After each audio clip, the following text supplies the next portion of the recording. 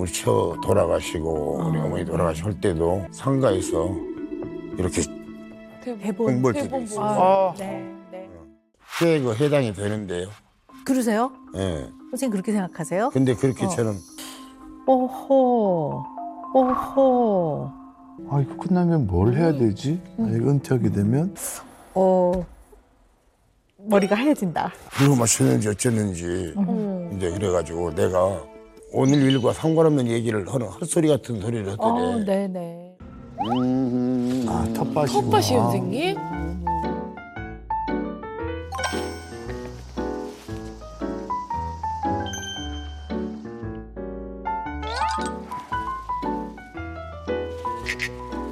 와, 어머 선생님. 어떻게 보면 우리 오 박사 닮은 것 같기도 하고.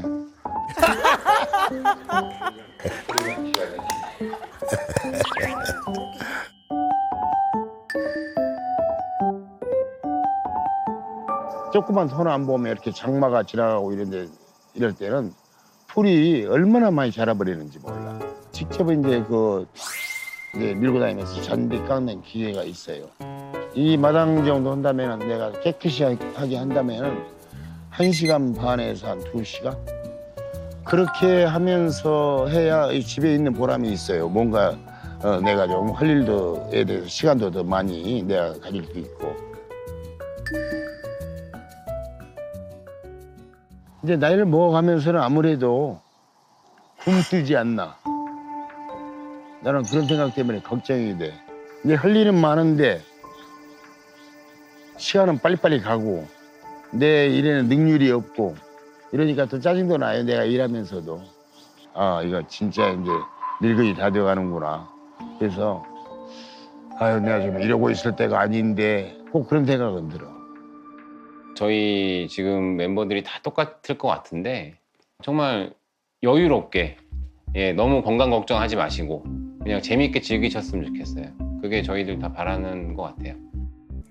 아버지나 좀 건강하게 오래까지 계셔줘야 우리가 또 지일도 편한 인생을 보낸다 이렇게 하면서 근데 그 집에 살면서 또 주인이 없다? 그것도 이상해. 맞아요. 이것도 좀 네. 곤란하고 너무 제가 그런 생각이 나중에는 혼란해. 네. 정동이 되는 것도 아니고 그냥 그러다 보면은 또 똑같은 생활을 또 하고 있는 것 같아요. 네. 근데 굉장히 열심히 일하시죠? 네네. 네. 그러신 것 같아요. 쉬지를 못하시는 것 같아요. 그러니까 네. 힘드실 때도 이제 항상 마음속에 이제 이거 해야 돼 저거 해야 돼라는 생각 계속 갖고 계시면서 그게 해결이 안 됐을 때 오는 스트레스를 좀 감당하기 힘드신 것 같아요. 그래서 괴로워하시는 모습 보니까 많이 더 도와드리게 되고 하는데 힘들어하시면서 해야 될 과제들을 계속 갖고 계시면서 이제 고민만 하시니까 네. 그런 부분들이 좀 문제가 되는 것 같아요. 네. 그래서 아까 강박 같은 그런 네. 표현을 쓰시게 된 것도 이런 이유이신가요? 네. 네. 한 6, 7년 전에 적 때만 하더라도 소독과 쟁기질은 내가 해야 된다. 이런 관념을 갖고 있었어요. 사고 나면은 한 6번 정도 1년에 네. 해야 돼요. 네. 처음. 약을 치셔야 되는군요. 예, 봄이 돌아오면 시작을 해서 바람을 또 잘 이용해서 네. 뿌려야 되는데 어떻게든 그걸 좀 누구 마셨는지 어쨌는지 이제 그래가지고 내가 뭐 지금 오늘 일과 상관없는 얘기를 하는 헛소리 같은 소리를 하더래. 네네. 그래서 어지러워하고 이제 그래서 119를 불러줬어. 그래서 거기에 실려가면서 정신을 잃었어. 어이구. 이제 눈 떠보니까 병원이더라고. 큰일 날 뻔하셨네. 그래서 거기서 그 양쪽에서 그냥 뭐가 그냥 막 이렇게 네. 뭐가 무지갯빛처럼 이렇게 뭐가 그냥 내 이제 코 속으로 막 들어오는 것 같고 저기 이제 형광등이 이렇게 네모짜리 이렇게 드는데 그 주변으로 그냥 개미가 말이지 수천 마리가 그냥 확 쳐가지고 막 돌아다니는 거라. 그런 걸 환상도 보기도 하고. 큰일 나실 뻔하셨어요. 네. 농약 마시셔가지고. 네, 그래가지고 네, 큰일 날 뻔. 한 3일 조금 지나서 내정신이 왔던 거. 오. 진짜 다행이네. 네. 네네. 그 이후에는 선생님 직접 농약 안 하세요? 농약 안 치세요? 그 사건 이후로도 한 한 몇 년 또 쭉 했죠. 거봐. 선생님. 근데 그때는 내가 이렇게 하면 된다. 완전 그 수칙을 지키고 특히 바람을 잘 탄다. 아유 자식들. 이렇게 진짜. 하니까 뭐 아무렇지도 않더라고요. 또. 네. 아니, 자식 얘기 좀 들어봅시다. 네. 어떠세요? 네. 농약을 치시는데 이제 굳이 아버님께서 하지 않으셔도 되는데 근데 꼭 이제 직접 하셔야 되는 그런 기준이 있으셔서 하시는데 그날 그 쓰러지셨을 때도 마스크도 안 쓰고 어우. 계셨어요. 썼어. 네. 할수 있으면 내가 사람이 아니다. 네, 어쨌든 좀 이렇게 모든 게 좀 이렇게 안전하게 하시는 그런 스타일이 아니시고 정말 그냥 편안하게 그냥 주먹구구식으로 하는구나. 그렇죠. 예. 열심히 해야 된다 예. 생각만 하시는 거지 그렇죠. 그거에 대한 네. 대비를 다 안 하시는군요. 맞습니다. 네. 사과 생각만 하시고 선생님 생각을 안 하시고. 그러니까 사실 요즘에요 우리 선생님처럼 쉬지를 못하고요 뭔가 해야 돼 자꾸 일을 해야 돼 이런 분이 굉장히 많습니다. 그래서 이런 말이 있어요. 슈퍼노인 증후군. 슈퍼노인. 네. 이 생업에서 은퇴를 한 이후에도요 계속해서 엄청 바쁘게 살아야만 할 것 같은 압박감 이런 거에 좀 시달리셔서 계속 뭔가를 하시는 노년층. 네. 이제 어떤 생업에서 딱 은퇴를 하고 나면 나 이제 좀 쉬어야지. 내 어떤 인생의 후반부란 생각이 들지 않고 내가 꼭 나고자인 것 같아요. 내가 뭔가 나답지 않은 것 같고 나의 삶이 좀 의미가 없는 것 같고 뭐 이런 마음이 든다면 계속 내가 생산적인 인간이라는 걸 확인하기 위해서 계속 일을 하거든요. 이제 조그만 텃밭 뭐 이런 거를 해서 계속 뭘 가꾼다든가 뭐 이런 것들이 이제 어떻게 보면 슈퍼노인 증후군이라고 이렇게 볼 수가 있는데요. 우리 세 분은 어떠세요? 나중에 이제 은퇴를 했어요. 그 이후에 여러분들 삶은 어떨 것 같으세요? 지금 한번 예상을 해본다면요. 그러니까 저도 이제 나이가 40대 중후반이 되다 보니까 요즘 벌써 은퇴하는 나이가 한 50대 초반 직장인들은 그렇게 되니까 얼마 안 남았다는 거에 대해서 스트레스와 고민을 굉장히 많이 하더라고요. 지금 저도 23년 차인데 이거 끝나면 뭘 해야 되지? 이거 은퇴하게 되면? 예? 지금 선생님의 질문만으로도 벌써 약간 불안해지는. 그러세요. 예, 네. 뭘 해야 되나? 저 고민하는 것 자체도 이미 네. 좀 스트레스 같아요. 아니, 선생님은 어떠세요? 일이 없어. 일이 없다. 그럴 일은 없겠지만. 그러면 슈퍼 노인 증후군 될 것 같아요. 저요? 예. 머리가 하얘진다. 진짜 하얘죠. 네네. 저는 실제로 이제 네네. 34살의 나이로 은퇴를 했잖아요. 운동선수인지 그래요. 예, 그죠? 좀 일찍 은퇴를 했고 처음에 홀가분했어요. 이제는 스트레스 안 받아도 되는구나라고 생각했는데 그게 불과 일주일도 안 가고요.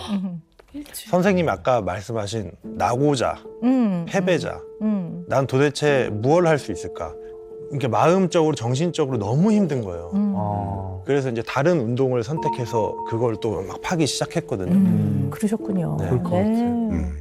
물론 이제 우리 선생님은 아직 은퇴는 안 하셨죠. 은퇴라는 건 없지만 사실 선생님이 연세를 고려하면 예전에 비해서는 좀 아무래도 일도 좀 많이 예전보다는 좀 줄어드셨을 것 같아요. 벌써 그냥 한 5년 동안 뭐 일도 안 하고 그냥 적당히 못하고 뭐 적당히 지냈는데 뭐라 그럴까 어떤 계획도 없고 계획이 있어야 뭔가 실천할 것 같은데 그래서 이제 그 있는 땅을 소나무를 이렇게 많이 심어놓고 또 무슨 주목이니 뭐 이제 구상나무니 뭐 이렇게 그런 맛으로 그냥 계속 자르고만 있는 거죠. 네, 그러니까 뭔가를 해야 되고 쉬지 못하는 거죠. 이게 약간 압박감이라고도 볼 수 있고요. 불안이 밑에 있는 거예요. 뭔가를 하지 않으면 불안한 거죠. 맞아요. 네, 그런 마음도 있을 수 있다고 봐요. 쓸만한 배우는 어린 시절부터 중년, 노년 이렇게 쭉 이렇게 이제 일을 해오면서 항상 이렇게 쓸 수 있는 능력 있는 배우가 되겠는데 그 자기의 그 이제 시대에 맞게 내가 앞으로 이제 연기 생활하는데 이걸 잘해내지 못하면 지장이 있겠다 하는 느낌이 들었을 때는 아주 상당히 나름대로 이제 파고들지만 네. 또 최선을 다해서 해야 나는 이 다음에 또 소형공으로서 또 쓸만한 게 또 캐스팅이 될 거 아니냐. 그런 식으로 그냥 좋은 시절 보냈다고 할 수 있어요. 네. 그러니까 촬영이 없는 날도 어디를 못 가시는 거죠. 그리고 작품이 끝나도 배우로서 또 다른 작품의 어떤 의뢰가 올 거를 이제 마음으로 준비하고 기다리고 계시는 거죠. 예. 그러니까 또 어디 자리를 못 비우셨던 것 같아요. 제가 볼 땐 그렇거든요. 언제나 칭찬을 받고 싶다. 네. 저는 그런 마음으로 지내왔다고 그러죠. 젊은 시절. 네, 네. 아내분 상담하셨을 때도 촬영장에 가서 일을 하셨다고. 뭐 그건 어쩔 수 없었지. 이제 연속극이니까 그걸 해야 되고. 아이고. 근데 그것은 이제 어쩔 수 없는 거죠. 네. 그래서 저도 우리 처 돌아가시고 우리 어머니 돌아가실 때도 내일 해야 될 그 어머니 저기 저 상가에서 이렇게 공부할 때도 있어요. 네, 네.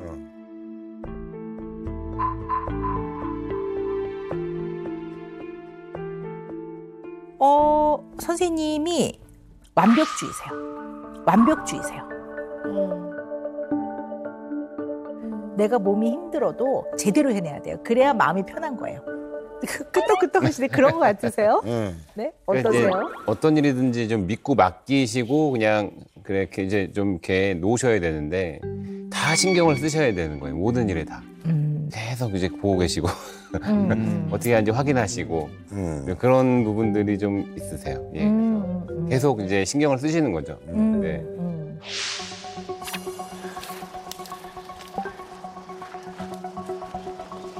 이건 잡초네. 아버님 그렇게 하시면 허리에 무리가 갑니다. 허리에. 그러니까 마음이 편안하기 위해서 몸이 고달프신 거예요. 그러니까 완벽주의니까 연세가 들어가시면서 옛날 같지 않은 것도 이게 굉장히 마음이 불편한 거죠. 우리 선생님 그 문장 완성 검사를 봤는데요. 몇 가지 얘기를 꼭 말씀을 좀 나눠봐야 되겠다라는 그런 항목이 있어 제가 추려왔거든요. 봤는데요. 어리석게도 내가 두려워하는 것은 그랬더니 뒤에 선생님이 뭐라고 쓰셨냐면 나의 못된 짓, 게으름 이렇게 쓰셨어요. 그리고 내가 저지른 가장 큰 잘못은 게으름. 나의 가장 큰 결점은 게으름. 이렇게 쓰셨는데 최선을 다하지 않는 삶, 내가 더 잘할 수 있는데 이걸 그냥 나태하게 안 하는 삶. 그다음에 그래도 인간이라면 이게 도리껏 이 정도는 하고 살아야지라는 그러한 기준. 이거에 다 도달하지 못할 때 게으르다 이렇게 생각하거든요. 상당히 의도적이고 열심히 살지 않는 삶을 게으른 삶이라고 하는데 현재 선생님의 삶을 게으른 삶이라고 생각을 한다면 그거는 사실 맞지 않죠. 네. 그죠? 맞지 않습니다. 이 근데 게으른 지금 거하고는 맞지 말씀하신 않습니다. 게 네네. 저도 꽤 해당이 되는데요. 그러세요? 예. 선생님 그렇게 생각하세요? 근데 그렇게 저는 제 일에 능률이 오르지 않는다는 내용이 내가 너무 굼뜨게 살지를 않나. 이제 하는 뜻에서 이제 게으름이라고 표현하고. 그러시군요. 어허. 선생님이 느끼시는 이렇게 내가 이러면 안 되는데 하는 그 마음은 이제 이해하겠어요. 네, 선생님이 어떤 마음이신지는 알겠는데 그거를 게으르다라고 생각을 하신다면 내가 더 나는 부지런해야 돼. 내가 이렇게 게으르면 안 돼. 그러니까 아쉬운 점이 있을 때는 그거에 몰두가 되는 거죠. 잘한 것보다는 아쉬운 거에 몰두가 돼서 나 오늘 잘했어라는 그런 만족감보다는 더 잘해냈어야 되는데라는 후회도 있으신 것 같고요. 이런 걸로 인한 약간 불필요한 죄책감인데 선생님 마음 안에는 그런 마음이 있는 것 같아요. 네. 저는 그냥 미친 애라고 표현하고 싶어요, 저를. 쉬는 날이 1도 없는 거예요. 하루에 막 방송 막 3-4개씩 한 적도 있고 그리고 잠자는 시간을 좀 아까워해요. 오늘도 한 2시간 자고 온 것 같아요. 1년 반 전에 고관절, 인공관절 수술을 했었어요. 한 46시간 정도 물까지 금식을 한 상황에서 마취가 깨자마자 방송을 했어요. 그래서 저는 지금 입인실에 있습니다. 들어갔더니 수술대 위에 앉으래. 그래가지고 이렇게 해서 허리를 구부리고 앉으래요. 조바심이 나요. 갑자기 막 심장이 빨리 뛰고 답답해지면서 얹힌 것처럼 답답해지면서 정말 1시간이라도 쉬는 시간이 있으면 불안해져요, 사람이. 꼭 짚고 넘어가야 되는 부분이 있는데요. 아까 네. 깜짝 놀랐는데 정말 수술하고 바로 직후에 라이브 방송을 하시더라고요. 아, 네네. 그거 큰 수술인데. 네, 정형외과에서는 그러니까. 좀 영순위로 위험하고 네네. 제일 힘든 네. 수술이라고 하더라고요. 한동안 잘 못 걷고 쉬어야 되거든요. 아, 네, 맞아요. 네, 그땐 좀 쉬셨어요? 이 인공관절, 특히 고관절 수술 같은 경우에는 수술을 하고 나서 3개월 정도 아예 걸을 수가 없어요. 저는 3일 만에 걸었어요. 3일 만에 걸었어요. 네. 갑자기 좀 두려워지더라고요. 내가 비록 아파서 지금 쉬고 있지만 잊혀지면 어떡하지? 이 생각이 갑자기 확 오더라고요. 그래서 제가 어디서 워커를 가져와서 간호사 선생님들 몰래 새벽 내내 걸어 다녔던 것 같아요. 근데 고관절 수술할 정도였으면은 그 전에는 병원을 안 가봤어요? 저희 옆집에 이제 좀 도난 사건이 일어난 거예요. 자전거 도난 사건이 일어났는데 거기에 제 차가 있으니까 블랙박스 협조를 말씀하시더라고요. 그럴 수 있냐고? 네, 그래가지고 블랙박스 영상을 옮기는데 제 모습을 처음 본 거예요. 아, 본인이? 네. 푸짐하다. 차에서 내려서 집으로 들어가는 제 뒷모습을 처음 봤는데 다리가 저는 수준이 아니라 끄떡끄떡거리면서 움직이는 거예요. 제가. 그 전까진 몰랐어요? 몰랐어요. 몰랐다도. 아픈 줄을 그냥 아프다. 그냥 언젠가 병원 가면 좀 쉴 때 병원 가자 이런 마음이었는데 딱 그래서 큰일 나겠다. 그래서 이제 병원을 갔죠. 병원에서 갔는데 뭐래요? 괴사. 요 정도면은 그냥 어디 이런 데 탁 치더라도 뼈가 그냥, 으스러질 네, 정도고 네. 또는 여기서 진짜 더 늦게 왔으면 평생 휠체어나 전에는 이런 일 때문에 사망할 수도 있고. 사망까지 간다라는 얘기도 들었어요. 네네. 생명, 건강, 꼭 필요한 휴식을 다 뒤로 하고 일을 하고 계시거든요. 이거는 워커홀릭스라고 합니다. 그러니까 일을 열심히 하는 거하고는 다른 문제예요. 홀릭이라는 거는 게 좋은 개념은 아니거든요. 그래요? 워커홀릭 좋은 뜻이 아니에요? 네. 이 워커홀릭스를요. 사실 잘 포장되어 있는 심리적, 정신적인 문제다. 이렇게까지 얘기를 합니다. 일을 좋아해서 하는 것처럼 마치 보이지만 일을 안 하면 마음이 너무 불편한 거예요. 마음이 너무 불편한 거예요. 네, 그래서 일을 강박적으로 하고 있는 거라고도 볼 수 있어요.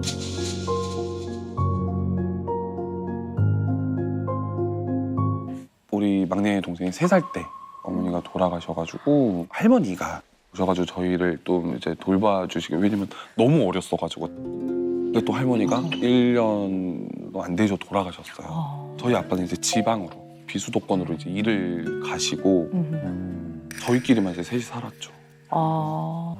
애들 뭐 씻기고 학교 보내고 네. 갔다 오면 밥해 먹이고 그러니까 그때 어르신들이 저만 보면 그랬어요. 아이고 애가 애를 키운다. 애가 애를 그렇지. 키워서 포대기 이렇게 싸가지고 업고 다니고 애들 그랬던 것 같아요. 생활비는 그러면 이제 저희 아빠가 이제 보내주시는데 그것도 이제 한참 모자랐죠. 그때 당시에 제 기억으로 한 달에 3만 원이었던 것 같아요. 한 달에 3만 원이었던 것 같아요. 저희 집이 옛날에 기름 보일러였거든요. 돈 3만 원도 절대 낼 수가 없어요. 저는 아직도 그 기름값을 기억을 해요. 그냥 막 애들 다 안고 잤던 것 같아요. 그냥 애들 다 안고 자고 동생들이 알림장 가져오는 게 제일 무서운 거예요. 준비물. 그거 없는데 이것도 알림장을 가져오면은 친구 집에 가서 제 친구 집에 가서 저 어머니 죄송한데 뭐 좀 빌릴 수 있을까요? 뭐 할 수 있을까요? 해서 뭐 준비물 챙겨주고 뭐 그랬던 것 같아요. 그냥 먹는 거, 입는 거, 뭐 자는 거 뭐 아무것도 제대로 된 게 없었을 정도였고 네. 동생들이 너무 힘들어하는 거예요. 그러니까 부모는 뭐 애들이라고 놀려가지고 밥을 못 먹겠다고 뭐 나한테 뭐 냄새 난다 막 이런 때마다 막 무너지는 거예요. 제가. 저는 그런 걸 다 괜찮은데 왜 우리 애들한테 이러지?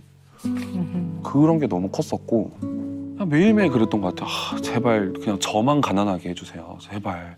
저는 괜찮은데 우리 동생들만 어떻게 좀 학교 잘 다닐 수 있고 좀 먹는 것만 문제 없도록 해주시고 저는 괜찮은데 이런 생각을 맨날 했던 것 같아요. 네. 사실 지금 풍자 씨 말씀하시는 거는 부모의 심정이거든요. 네. 나만 가난하게 해주세요. 내가 힘들더라도 우리 애들만큼은 건들지 않았으면 좋겠다. 이런 게 다 이게 부모의 마음이잖아요. 이런 것들을 이제 마더링이라고 하는데 이렇게 부모 역할을 하는 거죠. 부모처럼 돌보고 이런 역할을 하셨던 것 같아요.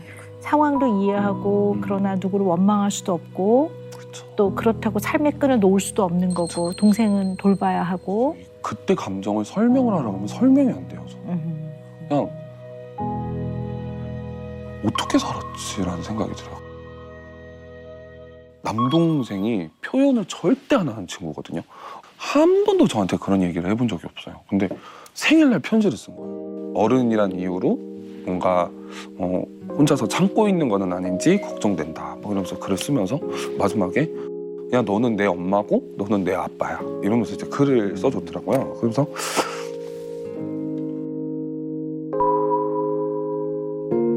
그냥 헛되지는 않았구나. 내가 어렸을 때 그렇게 고생을 하고 막 이런 게 헛되지는 않았구나. 그냥 그 어렸을 때 그런 힘든 게 그냥 그 편지 하나로 다 끝나더라고요. 홍자 씨가 왜 이렇게 잠시도 쉬지를 못하고 오히려 쉬면 불안하고 이렇게 일 중독이라고 할 정도로 일에 매달릴까 하는 생각을 해보니까요. 그 이유가 어릴 때 너무 경제적으로 너무 가난하고 궁핍했네요. 그리고 그 동생들한테 그것을 주고 싶지 않으시기 때문에 굉장히 열심히 일을 하시지 않나 생각이 들고요. 네. 내가 하면 되지. 내가 좀 움직이고 내가 하면 되지라는 생각 때문에 그냥 불안해요. 네. 뭐 다시 옛날로 다 돌아갈 것 같아서. 그런 자신으로만 있을 때 편안하시고 진정 나 풍자라는 사람은 뭘 원하고 어떤 것들이 필요하고 이거는 잘 못 돌보시는 것 같아요. 몇 개월에 한 번씩 오시는 것 때문에 좀 섭섭하거나 그런 마음은 없으셨어요? 아버님한테 좀 원망스러운 마음이나 그런 거는 없으셨나요? 없었어요. 왜냐면은 저희 아빠도 이제 지방에서 일을 하고 계셨지만 뭐 6개월에 한 번 또는 뭐 8개월에 한 번, 1년 만에 한 번 보는 이유를 저는 너무 잘 알고 있었어가지고 꼬질꼬질하고 깨질이하고 애들 못 먹어가지고 볼 때마다 말라있고 그러니까 아빠도 보기가 힘든 거예요.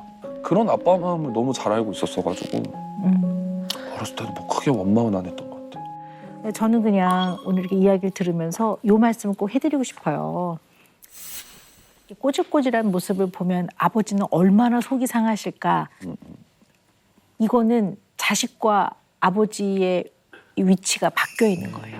인간은 부모로부터 그냥 너무나 본능적으로 당연히 받고 싶은 사랑들이 있어요. 사랑, 보호, 필요할 때 위로해주고 외로울 때 옆에 있어주고 이런 걸 너무 못 받으면 이 부분에 구멍이 생겨요. 부모와의 관계에서 이렇게 아픈 부분이 있다면 마음이 사실은 그 지점으로 가서 그 아픈 부분을 잘 바라볼 수 있어야 돼요. 그래야 내가 나를 잘 이해할 수 있고 그 내가 이런 거에 영향을 받아서 이렇게 성장을 해서 이런 과정을 겪었구나라는 걸 잘 이해해야 진정 약간 회복을 하면서 성장할 수 있거든요. 이게 내면의 성숙이라고 말하는데요. 근데 이 직면을 해서 성장을 해나가는 단계에서는 일시적으로 어떨 땐 서운하죠. 부모가 어떻게 나한테 그럴 수 있었을까. 부모한테 원망의 마음도 살짝 들기도 하고 미워하는 마음도 살짝 들어요. 근데 우리 풍자 씨가 이걸 직면하지 못하시는 것 같아요. 그래서 이 마음 안에 있는 너무나 인간이기 때문에 자연스럽게 느끼는 서운함과 원망의 마음마저도 부정하기 때문에 이것을 리액션 포메이션이라고 하는데 반동 형성이라고 하거든요. 그래서 어쩌면 한편에서는 너무 힘들었어요, 아버지. 나는 그때 너무 어린아이였어요. 나도 어떨 땐 두고 나가고 싶었어요. 난 너무 고통스럽습니다. 그래도 좀 가끔 와서 돌봐주시지. 너무 서운했습니다. 너무 힘들었어요. 라는 거를 직면하지 못하면 그 마음 안에 있는 살짝살짝 드는 그 원망의 마음과 서운함이 드러나게 될까 봐 두려워서 그 정말 깊은 속을 못 들어가시는 것 같아요. 일을 안 할 때는 너무 불안해요. 그래서 막 쉴 때도 있어야 되잖아요. 그렇죠. 네, 못 쉬겠어요. 왜 못 쉬어요? 모르겠어요. 그러니까 쉬면 죄책감이 들어요. 그러니까 데뷔가 지금 16년 차인데 그럼 그동안 그러니까 쉼 없이 달려오신 거예요? 쉼 없이 못 달리죠. 왜냐면 작품이 없으면 강제 심의잖아요. 그래서 제가 딴 자격증에 막 수제청 만들기 마스터하고 뭐 요리 자격증도 따보고 뭐 비누 공방 가서 비누도 배우고 막 이런 시간들을 막 이렇게 채웠었거든요. 요즘에 많은 분들이 뭔가를 꼭 해야만 할 것 같은, 그래서 영어로 말하면 should be, should be. I should be, 뭐 이렇게 하는 것처럼 그래서 should be complex라고도 하는데요. 이제 열심히 사는 건 너무 좋죠. 우리 열심히 살아야죠. 그리고 열심히 살 때 계획이 있는 것도 좋긴 좋아요. 이제 그걸 넘어서서 뭔가 타이트하게 계획을 탁탁탁탁 세워서 그것대로 탁탁탁탁 움직이고 빈틈이 있으면 안 되고 뭔가 계속 생산적인 걸 배우고 뭔가를 하고 이러지 않으면 불안하니까 문제인 거죠. 이런 거를 경험하는 분들이 굉장히 많은 것 같아요. 그래서 혹시 어떠세요? 보라 씨는 조금 그런 면도 있는 것 같으세요? 그런 거 있는 것 같아요. 그러니까 그 생산이라는 단어가 좀 와닿는데 뭔가 이 하루 안에 내가 뭔가 어제보다 더 나아진 게 있을까? 근데 그걸 하루 단위로 쪼개요? 네. 하루 내가 오늘 뭔가를 했을까? 뭔가 과제가 스스로 만들어내고 이 과제를 내가 수행을 했을까? 그리고 자기 전에 뭔가 하나라도 했으면 편하게 자는 거예요. 제가 올해 초에 이제 그 스토어를 열었어요. 온라인 스토어를. 사업을 하셨어요? 네. 그 어릴 때 꿈이 그 장사하는 게 너무 꿈이었어요. 그래서 이제 제가 30이 넘고 눈 뜨고 다시 생각해보니까 제가 33살이 되어 있더라고요. 그래서 이제 곧 35이 보이고 5 넘으면 금방 40 될 것 같고 해가지고 이제 사업자 등록증을 막 부랴부랴 만들어서 그러니까 장사를 해야 되겠다. 네. 내가 나중에 좀 궁금해요. 초등학교 4학년 때 저희 이모가 저희 집에 광어 초밥을 사오셨어요. 근데 그 광어 초밥이 막 고급 광어도 아니었어요. 그냥 그 마트에서 파는 그냥 만만원짜리 그런 광어였는데 너무 맛있는 거예요. 그때 처음 광어를 먹고 들었던 생각이 이걸 팔아야겠다. 이거였어요. 근데 아이가 그런 생각을 잘 안 하지 않나요? 초등학교 4학년. 저는 4학년 때. 네. 텔레비전 같은 것도 멀쩡 그냥 다 뜯어서 다시 조립하고 막 그러면서도 드는 생각은 TV를 팔아야겠다. 망가진 우산을 고치면서도 우산을 팔아야겠다. 항상 그 CEO? 이게 항상 제 마음속에 한켠에 진짜 콩알만큼 있었어요. 이렇게 장사를 어릴 때부터 생각했다면 집안이 좀 원래 이렇게 조금 장사에 피가 흐르거나 좀 그렇습니까? 네, 맞아요. 네. 저희 부모님께서 꽤 오랫동안 식당 장사하셨거든요. 네. 요식업. 네, 맞아요. 네네. 그래서 근데 저도 부모님이 장사를 되게 오래 하셨어요. 근데 오히려 저는 그걸 보면서 느낀 거는 장사 아무나 하는 거 아니다. 너무 힘들다라는 생각을 했거든요. 그래서 네. 저는 오히려 저거는 함부로 못하겠다고 생각했는데 네. 그걸 보면서 하고 싶었어요. 이제 저희 부모님이 가는 식당에 가도 들었던 생각이 이건 원가가 얼마일까? 완전 사업가 마인드네. 얼마에 띄우는 거지? 이게 가격이 맞을까? 다른 식당 가서도 메뉴판 보고 여기는 이 가격이 맞나? 약간 이런 생각들? 궁극적으로 보라 씨가 좀 이루고 싶은 거는 어떤 것들이에요? 돈? 돈이 많아지고 싶다 이것보다는 자원이 있으면 이 자원으로 누군가를 도울 수 있다는 거를 저도 어렸을 때 많은 도움을 받으면서 이제 인생을 통해서 경험을 했고 좋은 일 하기 위해서는 뭔가 뒷받쳐주는 자본이 있어야겠다. 돈을 벌러 나도 나가봐야겠다. 해가지고